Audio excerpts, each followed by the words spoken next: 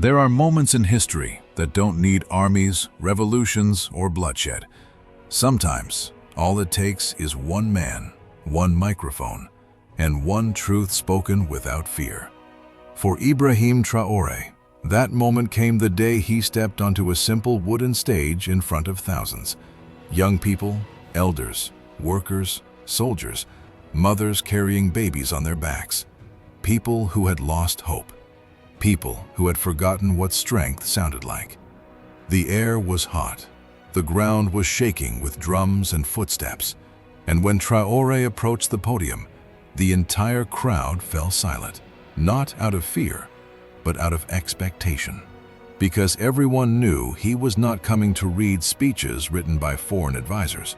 He was coming to speak from the fire inside him.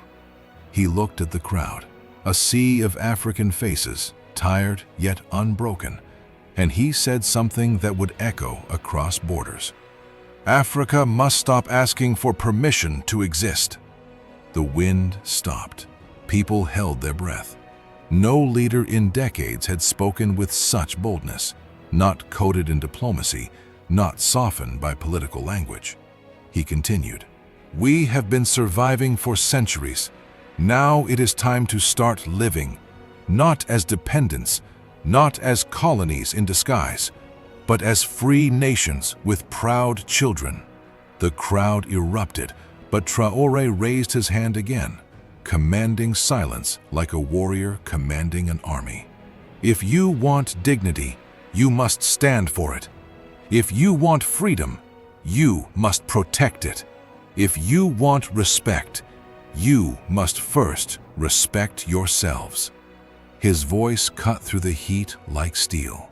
And for the first time in a long time, Africans did not feel small. They did not feel ignored. They felt seen, big, powerful. This was not the voice of a politician. This was the voice of a continent finally waking from a long sleep. Traoré didn't stop there. He pointed to the ground beneath his feet. This land, this soil, it contains gold, uranium, cotton, cobalt, diamonds, oil, and yet our people suffer. Why? Because others profit from what belongs to us. A wave of silence washed over the crowd. Not the silence of fear, the silence of realization.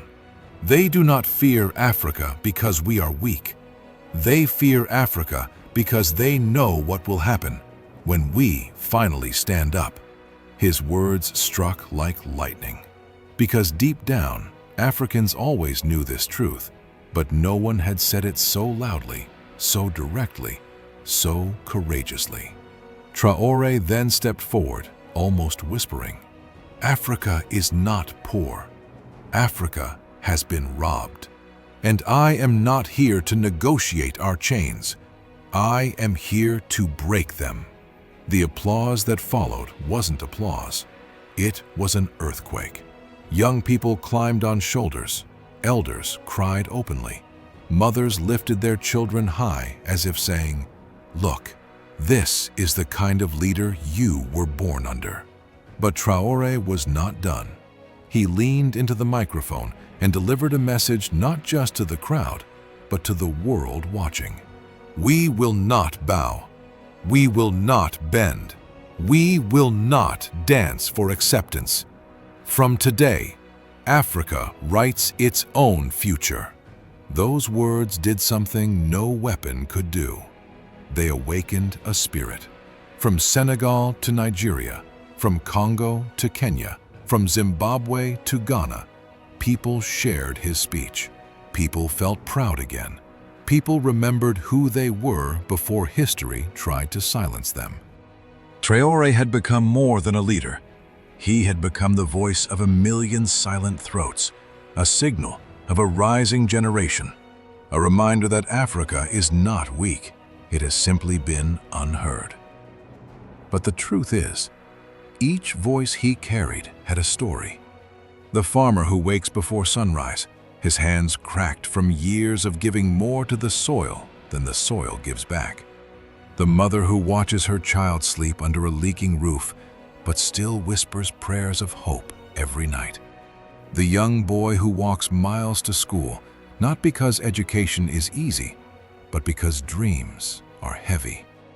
The miner who digs gold with bare hands while foreign machines carry it away. The soldier who stands guard, not for glory, but because someone must protect the future. All of them, every single one, found their voice in Traoré. His courage spread like wildfire, not because it was loud, but because it was true. And truth, when spoken with a fearless heart, becomes a revolution.